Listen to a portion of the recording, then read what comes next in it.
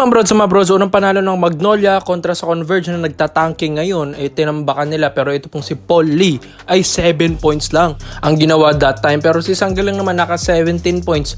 Alam naman na natin, si Ian Sanggalang talaga ang nagdodomina tuwing All Filipino Cup. Pero mga bros, ito pong si Paul Lee, bali-balita nga na gusto nilang ilagay na ito sa trading blocks dahil balak ng Magnolia Hotshots ay kumuha ng isang big man. Yes mga bros, or isang shooter na mas bata kay Paul Lee. Bali-balita nga rin. Ito pong si Bolik sanang kukunin ng Magnolia, pero naunahan sila ng NLEX Road Warriors.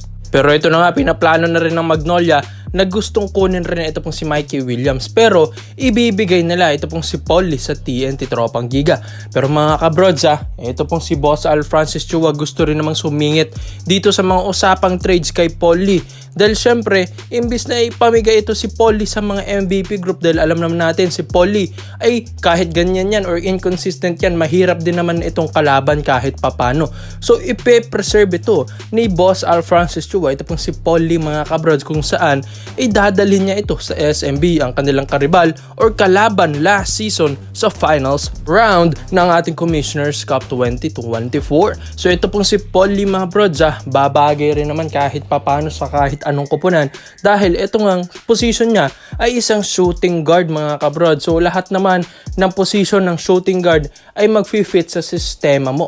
So ito pong SMB, kailangan din naman talaga nila ng isang shooter, lalong-lalo na kapag inconsistent din, tapos may mga injury prone na rin. Ito pong sina Romeo na kahit alam natin na healthy kahit ngayon, Lassiter na medyo tumatanda na rin mga kabrods, tapos si Ross ay inconsistent na rin. So kailangan din ng SMB ng mga kamador sa shooters mga kabrods, like ito pong si Paul Lee. Ay alam naman natin sila ang defending champions ngayong All Filipino Cup. So ito pong si Paul Lee, why not ito ang kunin nila? So sayang din kung mapunta ito sa MVP group. So syempre idadaan ito sa 3-team trade mga kabrods, dahil alam naman natin Magnolia sister team ito ng SMB. So kailangan nila ng 3-team trade. So yun nga ay gusto nilang ma-involve ito pong TNT Tropang Giga. So dahil ito pong si Mikey Williams on the way na rin sa trading blocks ng TNT, and mapapaship na rin ito, it's either sa SMB or sa Magnolia Hotshots mga kabrods. Ito pong Magnolia, willing rin naman silang kumuha ng panibagong shooter like or big man sa kanilang lineup, dahil si Paul Lee inconsistent na rin mga kabrods. So hindi na ito yung sinasabi nilang Paul Lee na clutch player na mga kabrods. So parang yun nga, natatapos na rin ng prime ni Paul Lee, pero kahit papano nakikipagsabayan pa rin ito sa SMB. Alam ko may maitutulong pa rin naman kahit papano si Paul Lee.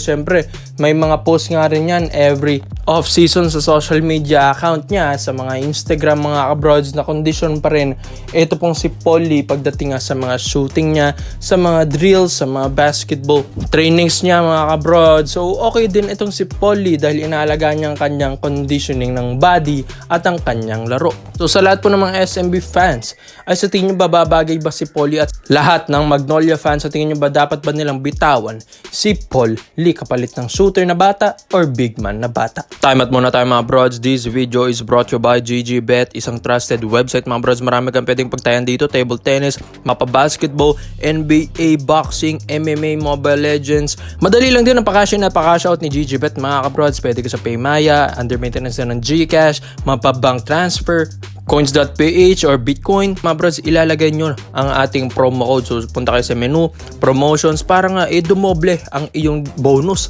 So mga bros, ilalagay nyo lang ang ating Dunk 2024 na nakapin dyan sa ating comment section sa ibaba. Pati yung link mga bros, sa link naman magre-register lang kayo, magla-login lang kayo ng mga email nyo, and syempre dadalhin nyo sa website. Kunyari tataya tayo dito sa Golden State Warriors versus Dallas Mavericks. Tataya ako sa Golden State Warriors, kung saan 2-5 ang tatayain ko, tapos ang potential win 18,821 pesos.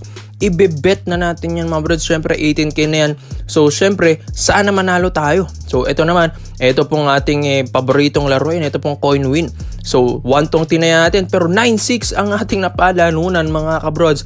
So marami rin siyang mga partnerships mga kabrods. And yun nga, kung gusto mong kumita na malaki, kay GGBet ka na. So dito naman po tayo sa kabilang balita naman natin mga kabrods. Ito pong si 6'6" William Navarro ng Northport Batampier mga kabrods ay okay rin ito dahil yun nga ay maangat na rin ang laro ni William Navarro pagkatapos niyang na-injured noong 2022. So ito pong si Navarro ngayon ayun nga nagpapakitang gilas na sa Northport Batampier. Ngayong stats niya kasi sa All Filipino Cup mga kabrods ay 14 points per game, 12 rebounds per game and 2 assists per game as a shooting guard or small forward ng Northport Batampier. So marami na mga kabrods ang nagkaka-interest knowing na itong si Navarro nagiging healthy na naman. Hawak ito ni Coach Tab Baldwin dun sa unang nakilala, di ba mga brods?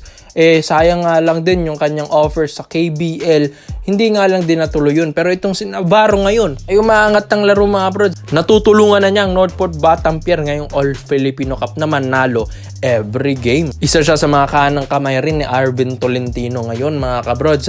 So may mga teams nga na nagkaka-interest na kay Navarro pagkatapos nga nilang malaman na healthy na ito at alam natin na nasa Northport Batampier ito dahil alam natin ng Northport kahit alam natin na isa ito sa mga independent teams na may pera pag binigyan mo ito under the table ay talagang mapapakagat ito. So alam naman natin ang Ginebra ay suki na ito ng Northport Batampier pagdating nga sa trade negotiation. So kung makikita nyo halos lahat ng lineup ng Northport Batampier ay galing lahat sa Barangay Ginebra San Miguel. Second team ng Ginebra parang ito ay Northport San Miguel.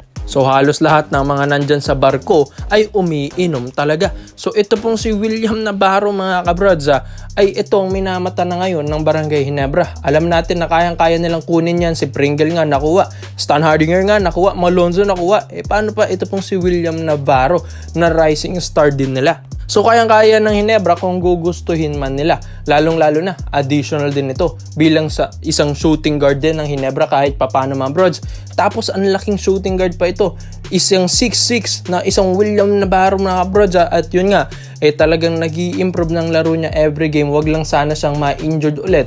Dahil maganda talaga kapag healthy ang isang William Navarro. Ang laking naitutulong niya. Maski sa rebound, biro nyo 12 rebounds per game, sa depensa, sa opensa, sa 3-point percentage, sa 3-point area, ay talagang efficient din kung tumira ito pong si William Navarro. Tapos sa height niya, ay talagang maiilang na yung mga shooters dito kung titirahan nila ito pong si William Navarro. So magandang height ni William Navarro, maganda rin ang kanyang skill set. Madribbling din ito mga brods, marunong din sa dribbling skills, sa shooting, sa passing, sa kanyang court vision, magandang skill set ng isang William Navarro. Kailangan lang talaga ng isang magandang programa para lang ma-improve talaga ang kanyang laro. So sayang din dahil dito sa Northport Batampier, sabi nga nila parang hindi nga daw ito nagpaplanong magkampiyon itong Northport dahil puro trades nang nangyayari sa kanila. Yung mga shooters or mga superstars nila ay pinagtitrade na. So itong si Navarro, baka ito nang next sa trading blocks dahil syempre liligawan na ito ng Barangay Ginebra San Miguel. So ikaw mga bro, sa tingin nyo bang isang William Navarro babagay pa ito sa Barangay Ginebra San Miguel? At sino naman ang ititrade ng Ginebra? Komento mo lang ang opinion mo dyan mga brods at isa-isa natin yan. Salamat po sa panonood mga brods. This is Overrated Highlights. Yun lang, I'm out.